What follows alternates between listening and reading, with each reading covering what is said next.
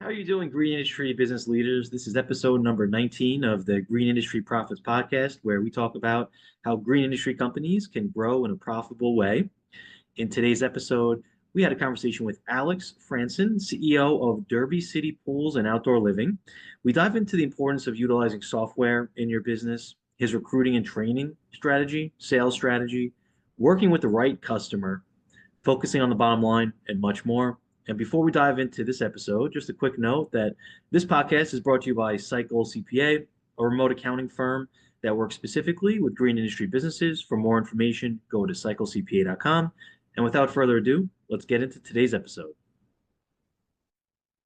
All right, everybody, super excited for this episode here. And, I think it's awesome to have, you know, people that are in the game and operating great businesses and Alex Fransen here with Derby City Pools and Outdoor Living. I think definitely represents that. And thank you for joining us here, Alex. Thanks, Joe. Thanks for having me, buddy. Awesome. And I guess maybe starting off, how did you decide to get into the industry?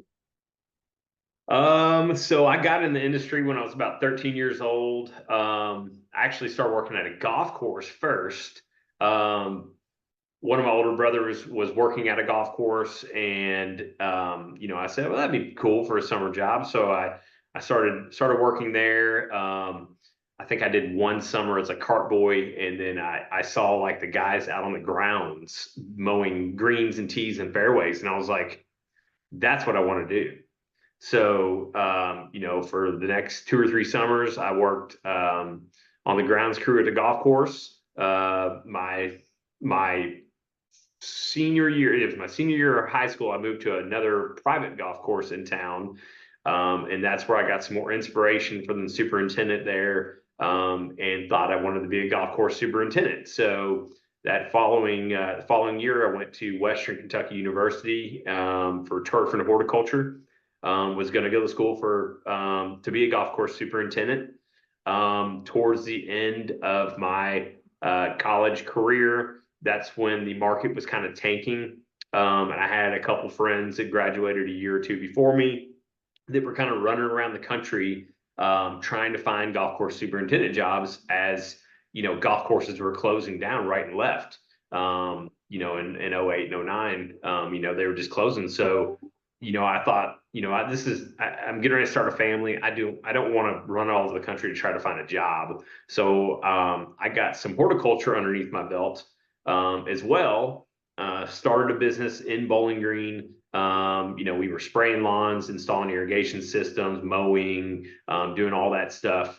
And it was great. It was awesome. We had employees that we could easily get from, the agricultural program, the turf program, the horticulture program.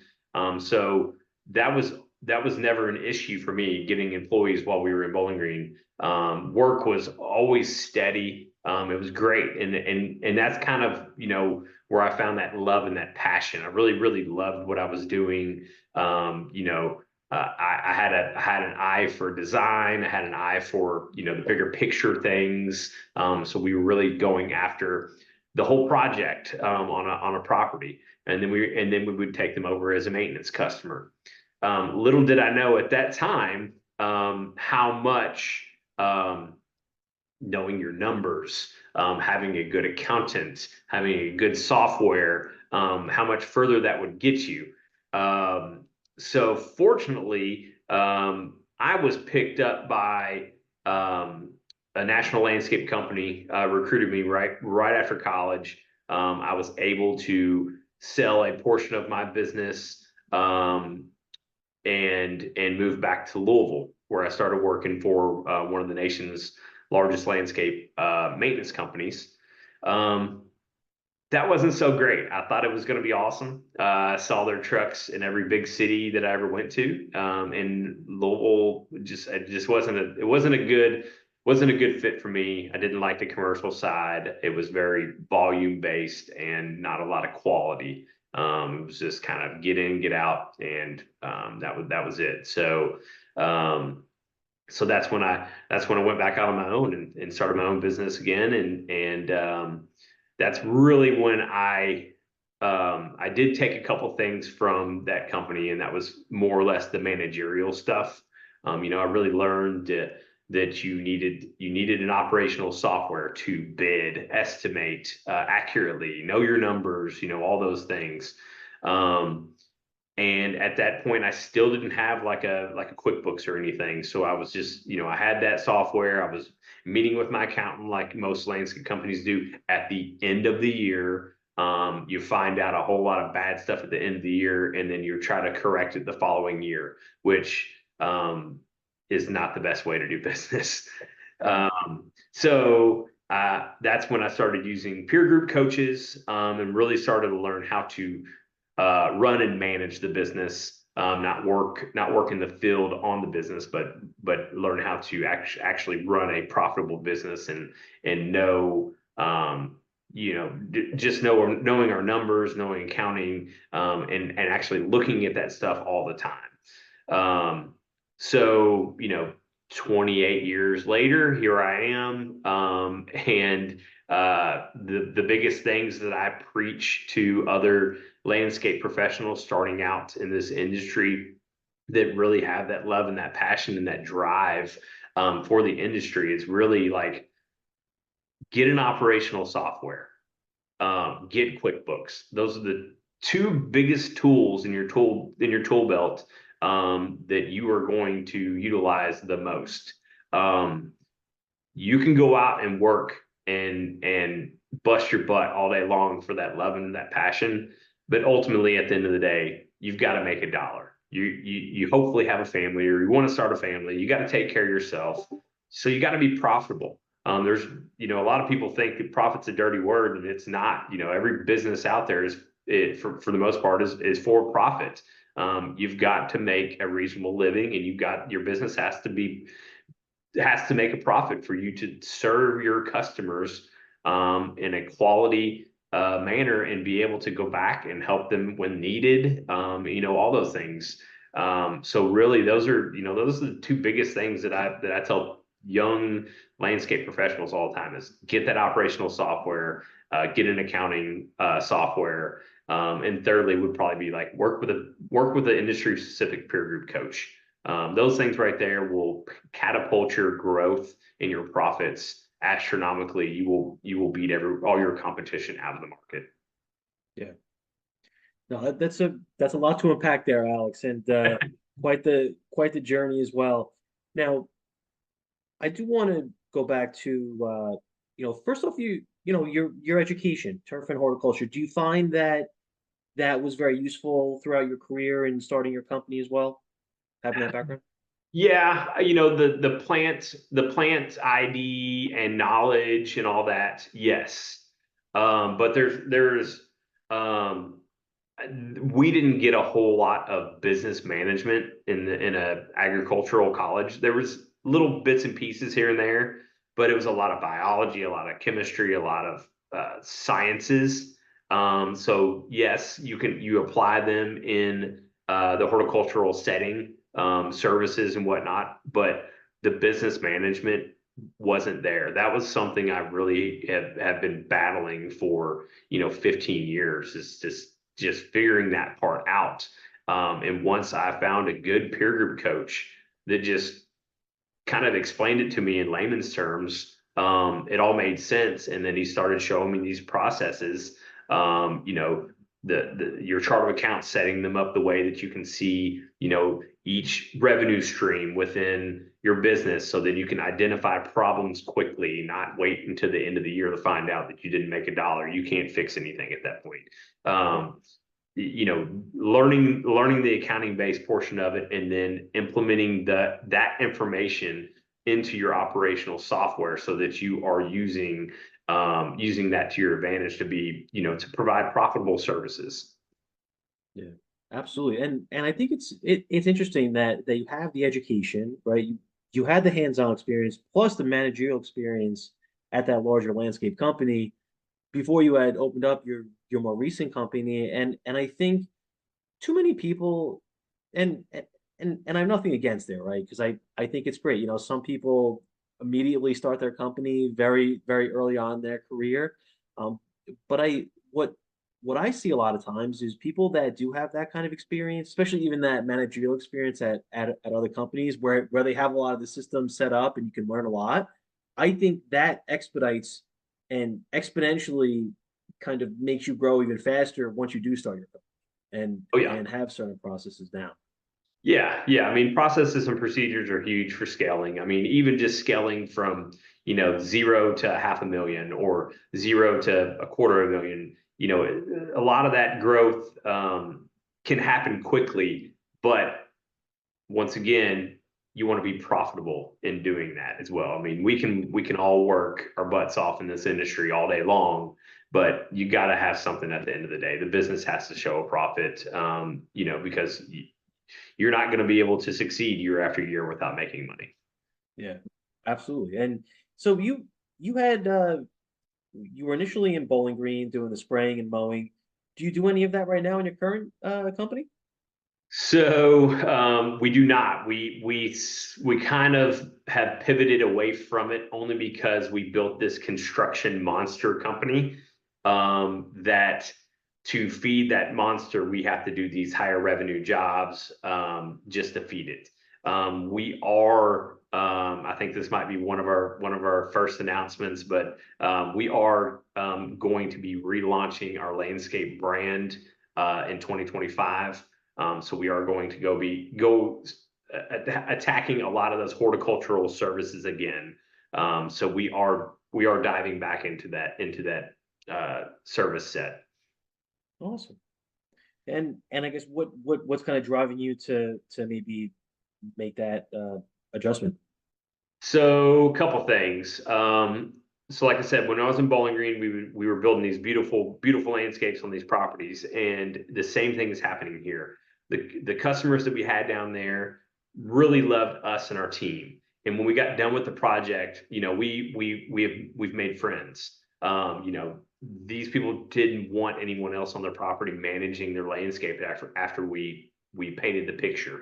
They didn't want anyone messing it up. So we were picking all these customers up after these construction jobs or these install jobs, and we were turning into a recurring revenue. That was a huge part of the services, and that's the same problem that's happening now, or the same issue. I don't know if it's a problem or an issue. It's a good thing. Our customers are asking us again. Hey, you all have done such a great job. We don't want anyone else touching this property. Can you all provide those services for you? We trust you. We know you all are professionals. We want you all to manage this property from here on out. So it's kind of an easy segue to start, only because we're literally just going to go back to the last 5 years of construction customers and say, hey, we're offering these horticultural services again. Would you like us to start providing your services? And we'll probably sign up enough for a 2-man crew to really be full time and attack those properties. Wow. Yeah, Yeah. that's the great part of having that existing company and those relationships. So that's awesome stuff there, Alex. And And the second part of that is obviously, one day I want to retire. What I have learned through peer group coaches and industry coaches is, a construction company is really not worth a whole bunch of money at the end of the day. yeah, A private equity or a local investor really wants to purchase something that is tangible and has some type of recurring revenue streams. So that's really why we're trying to offer that set back into the mix. yeah, awesome. And Alex, what would you recommend for people that are just starting out in business as for service line mix? Um, What do you mean now? Sorry. yeah, so would you recommend for someone to get right into some of that outdoor living and install based work, or maybe starting with the maintenance and the mowing, or I guess what would you recommend for So, that? I mean, a lower barrier of entry is going to be obviously that landscape maintenance and services. construction, depending on what type of construction you're doing, if you were to start out with, some heavier landscape install and maybe some hardscape, those are easy to mix into that landscape maintenance mix. That's kind of I guess that's kind of the graduate from landscape maintenance is into those heavier landscape installs and hardscape installs. We're doing the whole package. So we're building the pool. So we're taking it from design to the pool to everything around the pool in the backyard. So we are capturing the entire backyard. So really the foundation of our backyards are pools, and then we get to do our love and passion and paint the picture around that. With that being said, that is a lot greater barrier of entry to get into. I mean, the amount of, we probably have close to $750,000 to $1 million just in equipment to facilitate the construction side of our business. I mean, you've got to have larger dump trucks, you've got to have excavators and skid steers, and that's very, very expensive to get into. So I would recommend just starting small, doing your normal landscape maintenance or horticultural service set. The stress levels are lower. If done right, your profits can be great. And then you're not dishing out a ton of money to get these big pieces of equipment and whatnot. Yeah. Awesome. And now, do you sub out at any of the work, or is it all the internal employees? Yeah, so the only parts we sub out are going to be the larger concrete pours, and then wet laid masonry. So like brick and mortar type masonry. Everything else we do in house. Okay. Awesome. And now, as for finding employees, right? Maybe even with more of that technical expertise, how has that been for you as you've kind of ran that Oh, division? that's been a battle.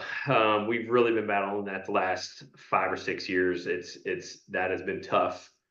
We have, over the last year or two, we really realized that, we're not getting those. We're just not getting that staff anymore. Right. The colleges programs, so University of Kentucky, University of Western Kentucky, those programs are getting smaller. There's not a lot of people entering this field. A lot of the guys that have really good experience and education, they're getting older and they're retiring. So we are really having to change how we're doing things. If We have pretty much at this point said, if you have a good attitude and a willingness to learn, we'll teach you the rest. We really have been training, educating, and we've got our own training that we do in-house outside of any of the trade organizations that we use as well for training. And that's really what we've had to start doing. The last 2 or 3 years, we've been just training our own because it is very difficult to find anybody with just even a little bit of experience in this industry. Sure. And what does that training process look like for someone that maybe doesn't have a lot of experience? So essentially for us, once we hire someone, you've got a 60-day apprenticeship that we do. And essentially we will find out your skill set, your abilities, and then we will place you in your role. Obviously, there's a lot more to it. We do some personality tests. We ask what you're interested in. We kind of place you where we think you best fit. Now, in that 60 days, they kind of bounce around in the company and get to do a couple different things, and they kind of get to see exactly, what we do, and they might find a new love and passion or something that they want to learn and do. So, if they are hired as a pool construction person, they were on a hardscape crew, they may work on the hardscape crew and say, hey, I really love this hardscape stuff. I may want to just do this instead of doing the pools. So that kind of puts them into place. So then also we have a good onboarding program and process. So throughout that 60 days and 90 days, we're just constantly constantly touching and communicating with this new hire, making sure that they're comfortable in the business, making sure they're getting the training that they need. Just constant communication. It's almost an over communication nowadays, just to make sure everybody feels warm and fuzzy where they're at. They understand what's going on. They understand their roles and responsibilities. And then we start to kind of do the accountability thing after that 90 or 120 days is really, when we start to want to see some of the skill sets and the training that we've given, we want to start to see, start using those things. Yeah. So we do a lot of the train the trainer. We do a lot of the hands-on training. We'll show you, you show us, and then we'll let you do. So there's a lot of things that we have done and we've tried, and we're still trying. I mean, this is something that every construction industry is dealing with right now, and we're all trying to find the best way to get good employees and train and keep good employees as well. And these are just things that I've learned through my peer group coach and then other industry specific coaches as well. And not everything works, and some things work really good. So that's it's ever evolving. Yeah, absolutely. Just like everything, right? That's right. No, good. That's great, Alex. Kind of putting more of an emphasis on people, based on their attitude, and then implementing more of that training process, and which is great. And now going back to, I know you had touched on some of the software aspects. Do you mind sharing kind of what softwares you utilize in the company? Yeah, so I started out with Service Autopilot probably 10, 12, 13 years ago, when we were doing more service-based stuff. So we were mowing, spraying, a lot of the horticultural weekly services. We were doing a lot of that. It was good. It was good for those sets.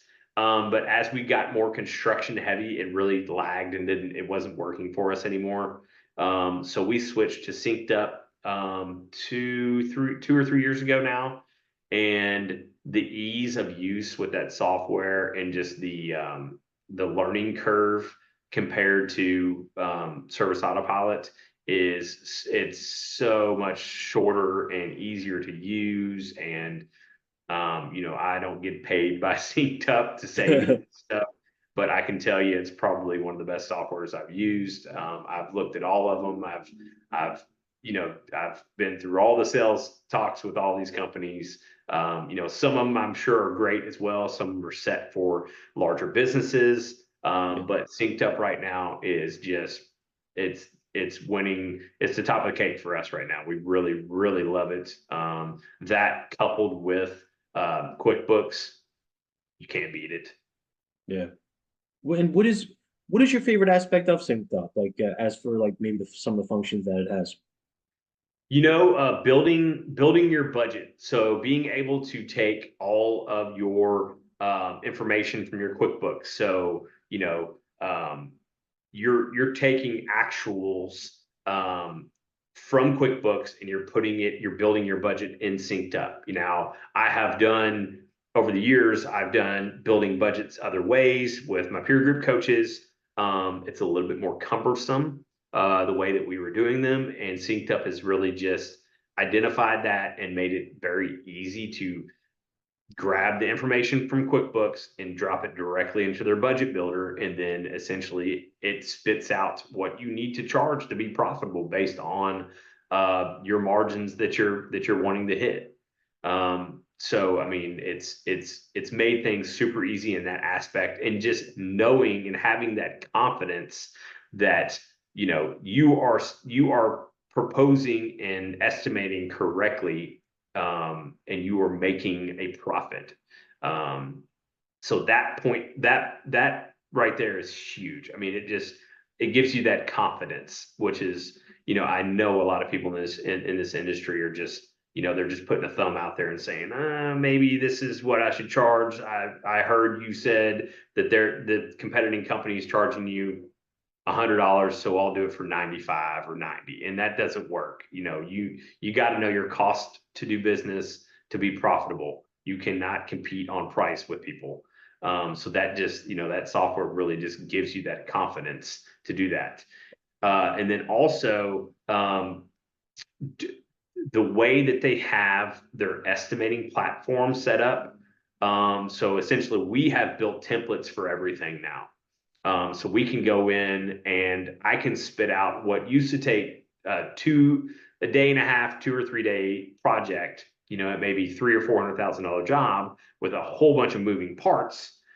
For us to sit down and figure that out accurately from years past to now. I mean, I can crank a project like that out now. I can crank out in 20 or 30 minutes and have the confidence that we have not missed anything, that we have all of our I's dotted and our T's crossed, and we're making money. We are not just throwing uh just throwing numbers out there and hoping that we make money.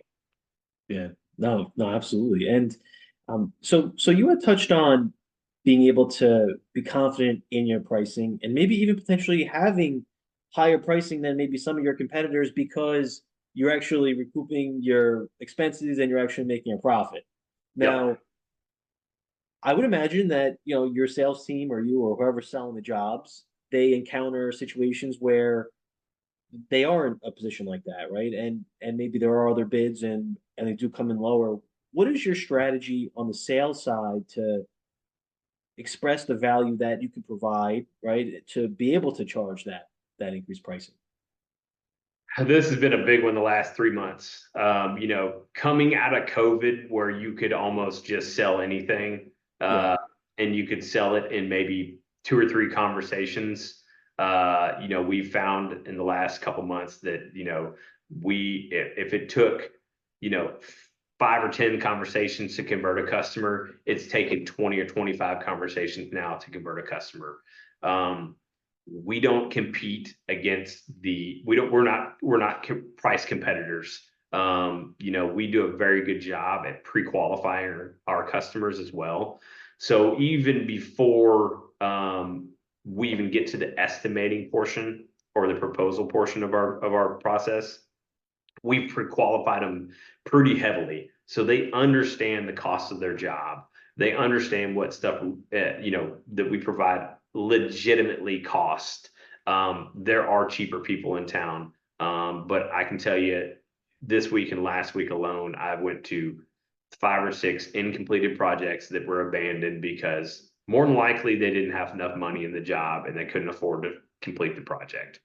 Wow. That's tough, because just knowing that is happening, that's a testament right there that the software we're using and knowing your numbers, is really the way to do business. It's hard to tell a customer that, hey, yeah, really watch, you got really watch what the other guys are doing. My cost to do business is different from theirs, but ultimately at the end of the day, if we've done a good job at pre-qualifying them and engaging with them to understand, or the customer understands that we are quality, we're going to do the job right. We're generally converting them. If we know it's one of those we're bidding against, or it's a low price bid, we really don't even get all the way through the proposal process, because we kind of tell them that we may not be a best fit for you. Yeah. So it's a whole new world out there this year. This is stuff that we're having to navigate every single day. We don't just send proposals to customers, so we're not order takers. We meet with the customer. We take elevations, measurements, pictures. We're looking at your electrical service. We're looking at your gas service. We're looking at your drainage. We're getting all this information that we can provide an accurate proposal. And in doing that, I feel like we're gathering more information from the customers than any of our competitors. So we're kind of selling that professionalism from the beginning. And it's really it's not order taking anymore, because essentially once we get all that information and we get a proposal, we're meeting with the customer again face to face to give that proposal. We're not just firing estimates over the internet, and hoping that somebody bites. You can't gauge someone's um, you know thought process, when you're just firing proposals to people. You got to really get them in front of you and work that negotiating. Which I'm not a heavy salesperson. Yeah. We sell on quality. We sell on, um, you know, past customers. A lot of our work is word of mouth. So if someone's calling us, a lot of times they've already been on one of our projects. Their family member or friend has had us do their project. They've seen it, and they aren't questioning price pretty much anymore. Like, that's 90% of the people that we convert are not questioning pricing. They know we're going to offer quality. That's great. And do you track like close ratio or any other sales metrics? Yes, we started doing close ratio this year, only because we started to see how difficult it was, Yeah. coming out of COVID. We just felt like, maybe we were doing something wrong. Maybe we were, our pricing was too high. Maybe, and I don't think it's our pricing. I think it's just people were, they've been hesitant this year. They've been very hesitant, on that. So with that being said, yes, we are tracking close ratio, and it's a little bit all over the place right now, from the metrics that we're looking at, because we're literally looking at where they came in from. We're looking at, how many times I've had to touch a customer to Yeah. convert. We're selling a little bit higher ticket item as well. So I would say on average, our average job is 180,000 dollars. So it's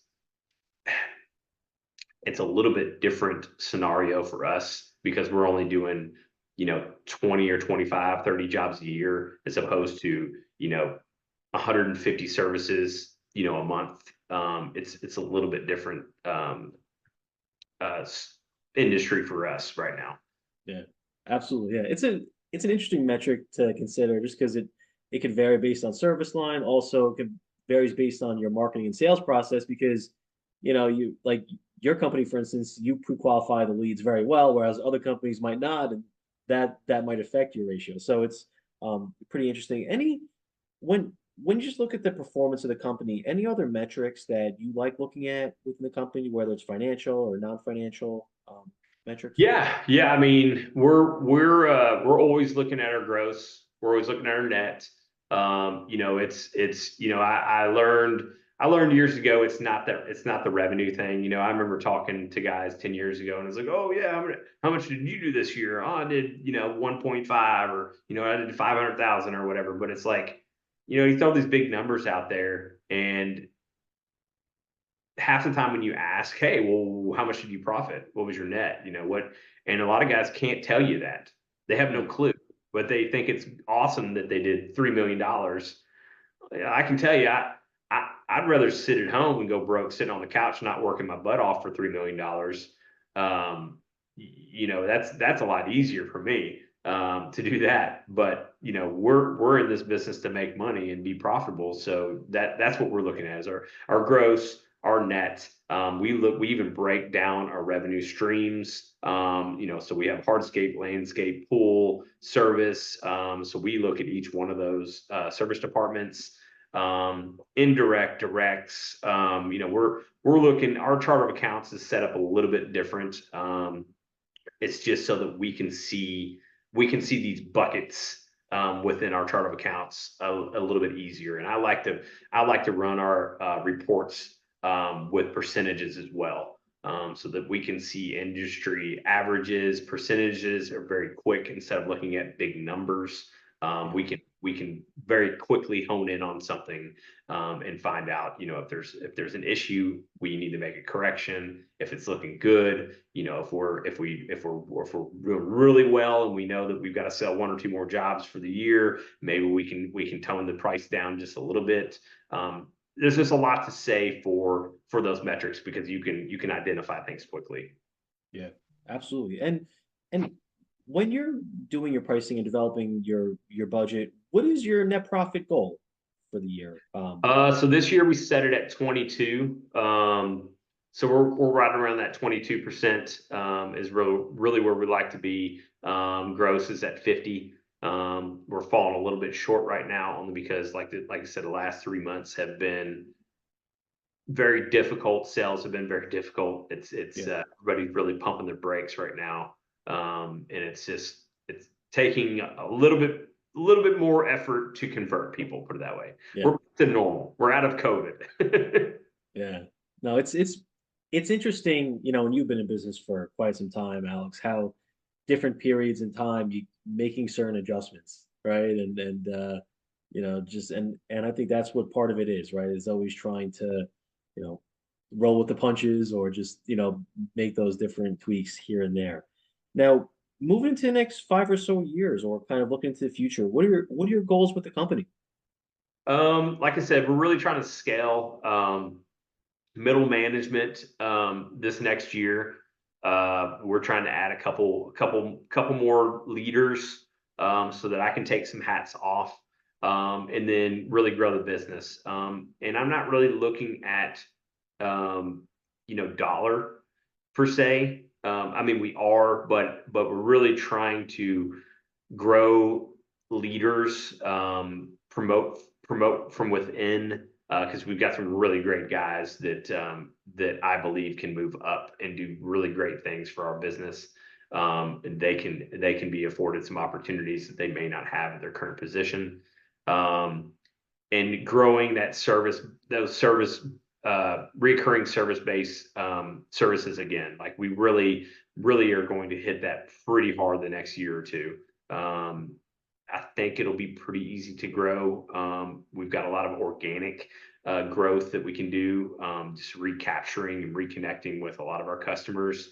So I think that'll really drive those services as well. And then really, just like I said, I'm trying to take some of the hats off. I'm wearing a lot of hats, and a lot of my guys are wearing multiple hats as well. So if we can get some more middle management help, I think that we can scale the business a little bit more. I'm not, like I said, I'm not trying to be this grand, big, great company. I want to be a profitable company Yeah. with lower stress.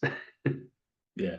No, no, awesome stuff. And I think a good example of that, I would say even watching what Tussey Landscape has done, it's a really great case study of how they weren't necessarily looking to grow too much in revenue, but as they've added on great people and grown their people, it just kind of happens organically. And I think like sometimes thinking about growing revenue and top line revenue, that's more of the result, but you put it great. I thought you put it very well in regard to growing leaders, and I think if you can grow your people, that's how your company is going to be able to grow at the end of the day.